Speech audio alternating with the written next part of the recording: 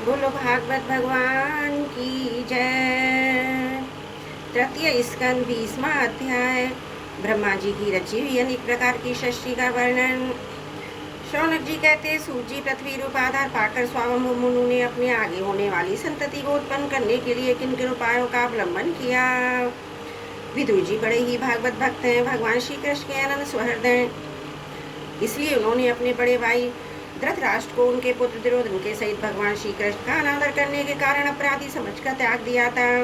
वे महर्षि देवपायन के पुत्र थे और महिमा में उनसे किसी प्रकार कम नहीं थे तथा सब प्रकार भगवान श्री कृष्ण के आश्रित कृष्ण भक्तों के अनुगामी थे। तीर्थ सेवन से उनका अंतकरण और भी शुद्ध हो गया था। उन्होंने कुशाव्रत क्षेत्र हरिद्वार में बैठे हुए तत्ववानियों में श्रेष्ठ मैत्रेय जी के पास जाकर क्या पूछा। सूर्य उन दोनों में वार्तालाप होने पर श्री हरि के चरणों से संबंध रखने वाली बड़ी पवित्र कथाएं हुई होंगी, जो उन्हीं चरणों से निकली हुई गंगा जल के समान संपूर्ण पापों का नाश करने वाली होंगी।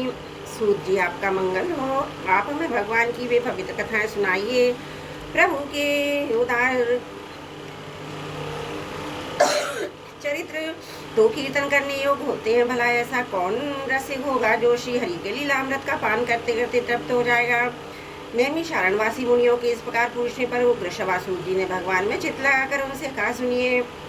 सूर्य जी ने कहा, मुनिगण, अपनी माया से बड़ा रूप धारण करने वाले श्री हरि की रसातल से पृथ्वी को निकालने और खेलने की तिरस्कार पूर्वक हिरणाक्ष को मार डालने की लीला सुनकर विदुर जी को बड़ा आनंद हुआ और उन्होंने मुनिवर मैत्रेय जी से कहा। विदुर जी ने कहा, ब्रह्मन, आप परोक्ष विषयों को भी जानने वाले, अतः बतलाइए कि प्रजापतियों के पति श्री ब्रह्मा जी ने मरीचि और प्रजापतियों को उत्पन्न करने के लिए फिर सृष्टि बढ़ाने के लिए क्या किया।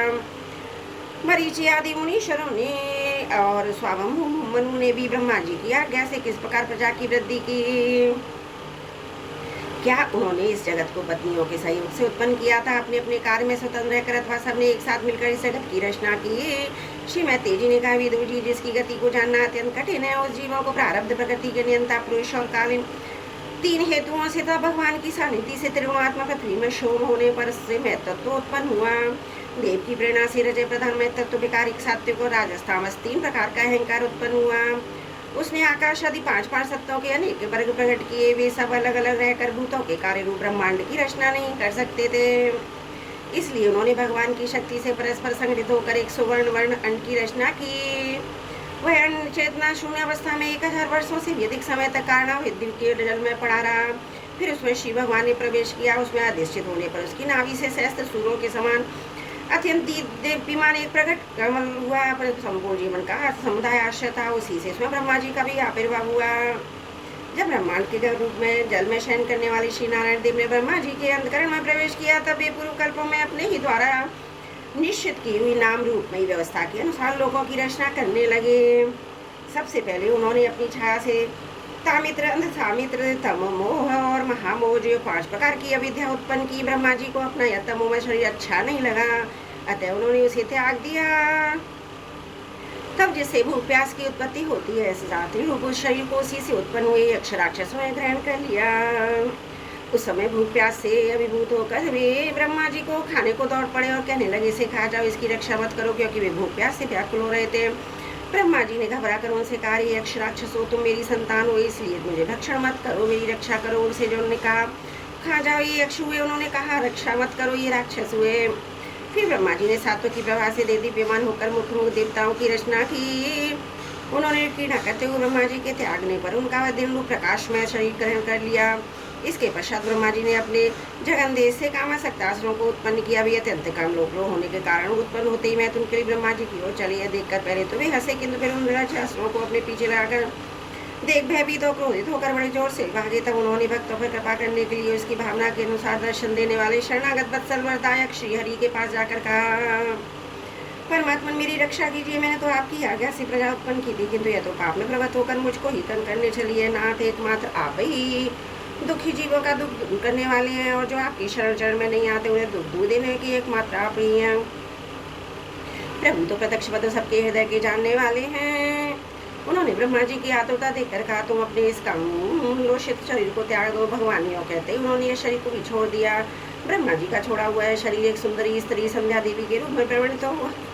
उसके चरण कमलों के पाए जब झुमकृत हो रहे थे, उसकी आंखें मतवाली हो रही थी, कमर गर्दनी की लड़ों से शोभित सजली साड़ी ढकी हुई थी, उसके ऊपर हुई स्तन इस प्रकार एक दूसरे से सटे हुए थे, उनके बीच में कोई अंतर नहीं रहा। उनकी नासिका दंत वाली बड़ी सुगढ़ थी और मधुर मधुर मुस्कुराती हुई असनों की भावा और दृष्टि से देख रही थी। नीली नीली आंखों का वली से सुशोभित तो तुम्हारी मानो लज्जा के मारे अपने अंचल में सिमटी जाती थी।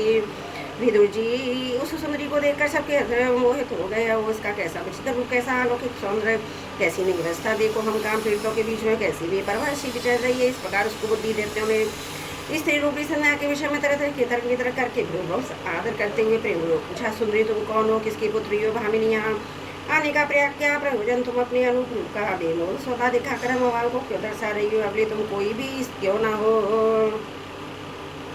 हमें तुम्हारा दर्शन हुआ है, बड़ी सौभाग्य की बात है। तुम अपना ज्ञान उछाल उछाल कर जो ये दर्शकों मन को बड़े ढालती है। सुंदरी तुम बल चलती हुई ज्ञान पर अपनी हथेली की थपकी मारती, तब तुम्हारा चरण कमल एक जगह नहीं रहता, तुम्हारा कटिप से बाहर से थका रह जाता है, तुम्हारी निर्बल दृष्टि से भी थकावट झलकने लगती है। वो तुम्हारा कि विश्वास कैसा सुंदर है, इस प्रकार स्त्री रूप में प्रकट हुई। सायकालीन संध्या ने अत्यंत बगाम शक्ति किया और उन्हें मुँहों ने उसे कोई रमणीय रत्न समझ कर ग्रहण कर लिया। तदंतर ब्रह्मा जी ने गंभीर भाव से हंसकर अपनी कांतिमयी मूर्ति से जो अपने सौंदर्य का मानो आप ही आस्वादन करती है गंधर्व अप्सराओं को उत्पन्न किया। उन्होंने ज्योत्सा चंद्र का रूप में इस कांतिमय प्रिय शरीर को त्याग दिया, उसी को विश्वावसु आदि गंधर्व ने प्रसन्नतापूर्वक ग्रहण किया। इसके पश्चात भगवान ब्रह्मा ने अपनी तंद्रा से भूत पिशाच उत्पन्न की, उन्हें दिगंबर वस्त्रहीन और बाल बिखरे हुए अन्य दिखाई ली थी। ब्रह्मा जी के त्याग इस जमाई रूप शरीर को भूत पिशाचों ने ग्रहण किया, इसी को निंद्रा भी कहते हैं, जिससे जीवों की इंद्रियों में शिथिलता आती दिखाई दी। यदि कोई मनुष्य बेहोश हो जाता है तो उस पर भूत पिशाच आक्रमण करते हैं, उसी को उन्माद कहते हैं। फिर भगवान ब्रह्मा ने भगवान की प्रार्थना की और ये भी भावना की कि मैं तेज हूँ, अपने अदृश्य रूप से साधे गणों पितृगणों को उत्पन्न किया। पितरों ने अपनी उत्पत्ति के स्थान पर अदृश्य शरीर को ग्रहण किया, उसी को लक्ष्य में रखकर पंडित जन श्रद्धा आदि के द्वारा पितरों सात गणों को क्रमशः कवि पिंडों और हव्य अर्पण करते हैं।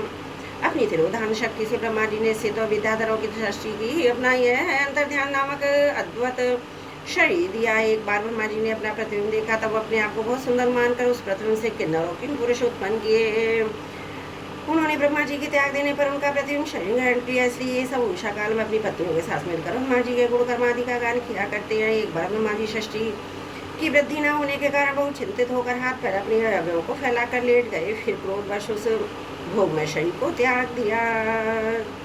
उससे जो बाल झड़कर गिरे थे वे यही, और उसके हाथ पैर से गुड़कर चलने से क्रूर स्वभाव सर्प और नाग हुए, जिनका शरीर पूर्ण रूप से कंधे के समान पास ही बहुत फैला हुआ था। एक बार ब्रह्मा जी ने अपने को करते अनुभव किया। उस समय अंत में उन्होंने अपने मन से मनुओं की सृष्टि की। ये सब प्रजा की वृद्धि करने वाले मनुष्य ब्रह्मा जी ने उनके लिए अपना पुरुष शरीर त्याग कर दिया। मनुओं को देखकर उन्होंने उत्पन्न हुआ देवता गंधर्व ब्रह्मा जी की स्तुति करने लगे। वे बोले, विश्वकर्ता ब्रह्मा जी, आपकी ये मुनियों की सृष्टि बड़ी सुंदर है, इसमें अग्निहोत्र आदि सभी कर्म प्रतिष्ठित है, इसकी सहायता से हम भी अपना अन्न निर्वाह ग्रहण कर सकेंगे। फिर आदि ऋषि ब्रह्मा जी ने इंद्रिय संयम पूर्वक तप विद्या योग समाधि से संपन्न हो अपनी प्रिय संतान ऋषिगण की रचना की। उनमें से प्रत्येक को अपने समाधि योग तप विद्या वैराग्य में शरीर का अंश दिया। बोलो भागवत भगवान की जय। तृतीय स्कंध 20वां अध्याय समाप्त। त्रुटियों के लिए क्षमा चाहती हूँ। बोलो भागवत भगवान की जय। तृतीय स्कंद 21वां अध्याय कर्दम जी की तपस्या और भगवान का वरदान। विदुर जी ने पूछा, भगवान सावम मनु का वंश बड़ा आदरणीय माना गया, उसमें मैथुन धर्म के द्वारा प्रजा की वृद्धि हुई थी। अब मुझे उसकी कथा सुनाइए। ब्रह्मा ने आपने कहा था कि स्वामी मनु के पुत्र प्रियव्रत उत्तान बाद ने 7 दीपों वाली पृथ्वी का धर्म पालन किया। उनकी पुत्री जो देवहूति नाम से विख्यात थी, कर्दम प्रजापति को ब्याही गई थी। देवहूति के योग लक्षण यमादि से संपन्न थी। उससे महायोगी कर्दम ने कितनी संतान उत्पन्न की, वह सब प्रसंग आप मुझे सुनाइए, मुझे उसने सुनने की इच्छा है। इसी प्रकार भगवान रुचि और ब्रह्मा जी के पुत्र दक्ष प्रजापति ने भी मनुओं की कन्याओं का पाणिग्रहण करके उनसे किस प्रकार क्या क्या संतान उत्पन्न किए, सब चरित्र मुझे सुनाइए। मैत्री जी ने कहा, विदुर जी, जब ब्रह्मा जी ने भगवान कर्दम को आज्ञा दी कि तुम संतान की उत्पत्ति करो, तो उन्होंने 10,000 वर्षों तक सरस्वती नदी के तीर पर तपस्या की। वे एकाग्र से प्रेम पूर्वक पूजन उपचार द्वारा शरणागत वरदायक श्रीहरि की आराधना करने लगे। तब सतयुग के आरंभ में कमल नयन भगवान श्रीहरि ने उनकी तपस्या से प्रसन्न होकर उन्हें अपने शब्द ब्रह्म में स्वरूप से मूर्तिमान होकर दर्शन दिए। भगवान की वह भव्य मूर्ति सूर्य के समान तेजोमयी थी। वे गले में श्वेत कमल और कुमुद के फूलों की माला धारण किए हुए थे। मुख कमल नीली और चिकनी अलकावली से सुशोभित था। वे निर्मल वस्त्र धारण किए हुए थे। सिर पर झलमिला हुआ सुवर्ण मुकुट, कानों से जगमाते हुए कुंडल, कर कमलों में शंख चक्र गदा आयुध विराजमान थे। उनके एक हाथ में क्रीड़ा के लिए श्वेत कमल सुशोभित थे। प्रभु की मधुर मुस्कान भरी चितवन चित्त को चुराए लेती थी। उनके चरण कमल गरुड़ जी के कंधे पर विराजमान थे। तब अक्षस्थल में श्री लक्ष्मी जी कंठ में कौस्तुभ मणि सुशोभित थी। प्रभु की इस आकाश स्थिति मनोहर मूर्ति का दर्शन करके करदम जी को बड़ा हर्ष हुआ। मानो उनकी सभी कामनाएं पूर्ण हो गई। उन्होंने इस आनंद हृदय से पृथ्वी पर सिर टेक कर भगवान को साष्टांग प्रणाम किया और फिर प्रेम पर उठकर चित्त से हाथ जोड़कर सुमधुर वाणी से भी उसकी स्तुति करने लगे। करदम जी ने कहा, स्तुति करने योग परमेश्वर, आप संपूर्ण सतयुग के आधार हैं। योगी जन उत्तरोत्तर शुभ योनियों में जन्म लेकर अंत में योगस्थ होने पर उनके दर्शनों की इच्छा करते हैं। आज आपका वही दर्शन पाकर हमें नेत्रों का फल मिल गया। आपके चरण कमल भवसागर से पार जाने के लिए जहाँ जिनकी बुद्धि आपकी माया से मारी गई है, वे ही उन तुच्छ क्षणिक विषय सुखों के लिए जो नरक में भी मिल सकते हैं उन चरणों का आश्रय लेते हैं। किंतु स्वामी आप तो उन्हें वे विषय वो भी दे देते हैं। प्रभु आप कल वृक्ष हैं। आपके चरण समस्त मनोरथों को पूर्ण करने वाले। मेरा हृदय का कलुषित है। मैं भी अपने अनुरूप स्वभाव वाली और व्यस्त धर्म के पालन में सहायक शीलवती कन्या सेवा करने के लिए आपके चरण कमलों की शरण में आया हूँ। सर्वेश्वर आप संपूर्ण लोकों के अधिपति हैं। नाना प्रकार की कामनाओं में फंसा हुआ है लोग आपकी वेदवाणी रूप डोरी में बंधा हुआ है। धर्मूर्ति उसी का अनुमन करना और मैं काल रूप आपकी आज्ञा पालन रूप पूजा उपहार आदि से समर्पित करता हूँ। प्रभु आपके भक्त विषयासक्त लोगों उन्हीं के मार्ग का अनुसरण करने वाले मुझ जैसे कर्मजड़ पशुओं को भी किसी ने गिनकर आपके चरणों की छत्र छाया के आश्रय लेते हैं तथा परस्पर आपके गुणगान रूप मादक सुधा का ही पान करके अपने सुधा पे पाशुद्ध अधर्मों को शांत करते रहते हैं। प्रभु है काल चक्र बड़ा प्रबल है। साक्षात ब्रह्म ही उसके घूमने की दूरी है। अधिक मास सहित 13 महीने अरे 360 दिन जोड़ हैं। 6 ऋतु है नेमी हाल है अनंत क्षण फलादो इसमें प्रातः का धाराएं तथा 3 चातुर्मास से इसके आधारभूत ना भी है। अत्यंत वेगवान सब संसार रूप काल चक्र चराचर जगत की आयु का छेदन करता हुआ घूमता रहता है, किंतु आपके भक्तों की आयु का ह्रास नहीं कर सकता। भगवान जिस प्रकार मकड़ी स्वयं जाले को फैलाती उसकी रक्षा करती है और अंत में उसे निकल जाती है, उसी प्रकार आप अकेली जगत की रचना करने के लिए अपने से अभिनय अपनी योग माया को स्वीकारने उससे अभिव्यक्ति हुई अपनी सात्विक शक्तियों द्वारा स्वयं ही इस जगत की रचना पालन संहार करते हैं। प्रभु इस समय आपने हमें अपनी तुलसी माला मंडित माया से परिचिन्न सी दिखाई देने वाली सगुण मूर्ति से दर्शन दिया है। आप हम भक्तों को भी शब्दादि विषय सुख प्रदान करते हैं। बेमाइक होने के कारण यद्यपि आपको पसंद नहीं है तथापि परिणाम में हमारा शुभ करने के लिए भी हमें प्राप्त हो। नाथ आप स्वरूप से निष्क्रिय होने पर भी माया के द्वारा सारे संसार का व्यवहार चलाने वाले तथा थोड़ी सी उपासना करने वाले पर भी समस्त लक्ष्य वस्तुओं की वर्षा करते रहते हैं। आपके चरण कमल वंदनीय हैं। मैं आपको बार बार नमस्कार करता हूँ। मैत्री जी कहते हैं, भगवान भुआएं प्रणय मुस्कान भरी चितवन से चंचल हो रही थी। वे गरुण जी के कंधे पर विराजमान थे। तब करदम जी ने इस प्रकार निष्कपट भाव से उनकी स्तुति की। तब वे उसमें अमृतमयी वाणी से कहने लगे, शिव भगवान ने कहा, जिसके लिए तुमने आत्मसंयम आदि के द्वारा मेरी आराधना की है, तुम्हारे हृदय के स्वभाव को जानकर मैंने पहले से ही उसकी व्यवस्था कर दी है। प्रजापति, मेरी आराधना तो कभी भी निष्फल नहीं होती है। फिर जिसका चित्त निरंतर एकांत रूप से मुझ में ही लगा रहता है, उन तुम जैसे महात्माओं के द्वारा ही उपासना को तो और भी अधिक फल होता है। प्रसिद्ध शशि सम्राट स्वभाव मनु ब्रह्मावर्त में रहकर 7 समुद्र वाली सारी पृथ्वी का शासन करते हैं। प्रिय भरे परम धर्म के महाराजा महारानी शत्रुपा के साथ तुमने मिलने के लिए परसों यहाँ आएंगे। उनकी एक रूपी शील और गुणों से संपन्न शोभालोचना कन्या इस समय विवाह के योग्य है। प्रजापति, तुम सर्वदा उसके योग हो, इसलिए वे तुम्ही को कन्या अर्पण करेंगे। ब्रह्मन, गत अनेकों वर्षों से तुम्हारा चित्त जैसी भार्या के लिए सम्मानित रहता है, शीघ्र ही वह राजकन्या तुम्हारी पत्नी होकर यथेष्ट सेवा करेगी। वह तुम्हारी वीर अपने घर में धारण कर उससे 9 कन्याएं उत्पन्न करेगी। तुम्हारी उन कन्याओं से लोक रीति के अनुसार मरीचि ऋषिगण पुत्र उत्पन्न करेंगे। तुम भी मेरी आज्ञा को अच्छी तरह पालन करने से शुद्ध चित्त हो। फिर सबने सब कर्मों का फल मुझे अर्पण कर मुझको ही प्राप्त होंगे। जीवों पर दया करते हुए तुम आत्मज्ञान प्राप्त करोगे। फिर सबको अभय दान दे अपने सही संपूर्ण जगत को मुझ में और मुझको उसमें भी स्थित देखोगे।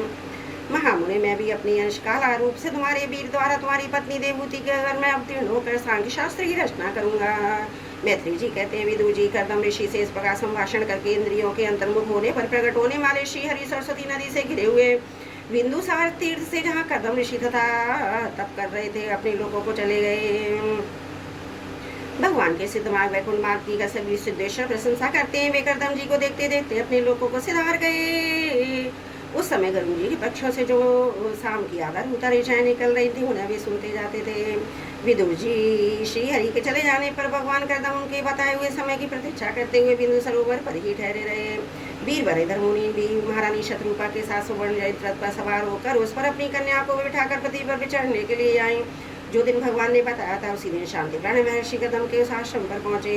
सरस्वती के जल से भरा हुआ यह बिंदु सरोवर वह स्थान है जहाँ अपने शरणागत भक्त कर्दम के प्रति उत्पन्न हुई अत्यंत करुणा के वशीभूत होकर भगवान नेत्रों से आंसुओं की बूंदा गिरी थी। यह तीर्थ बड़ा पवित्र है, जिसका जल करुणामय और अमृत के समान मधुरता में महर्षिगण सदा इसका सेवन करते हैं। उस समय बिंदु सरोवर पवित्र प्रत और लताओं से घिरा हुआ, उसमें तरह तरह की बोली बोलने वाले पवित्र मृग और पक्षी रहते थे। वह स्थान सभी ऋतुओं के फलों फूलों से संपन्नता सुंदर बन मेड़ी थी, उनकी शोभा बढ़ाती थी।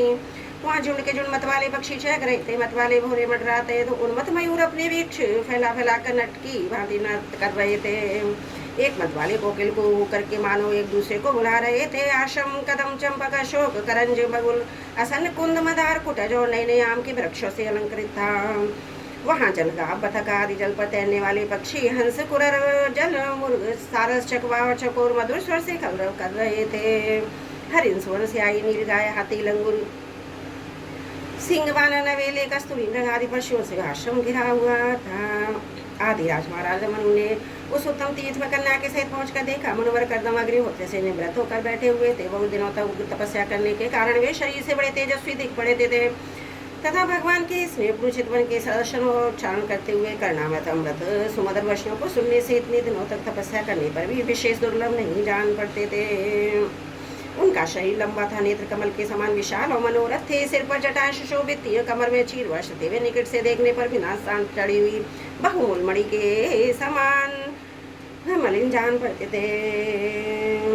महाराज स्वामी मनु को अपनी कुटी में आकर प्रणाम करते देख उन्होंने उन्हें आशीर्वाद से प्रसन्न किया और यथोचित आतिथ्य की रीति से उनका स्वागत सत्कार किया।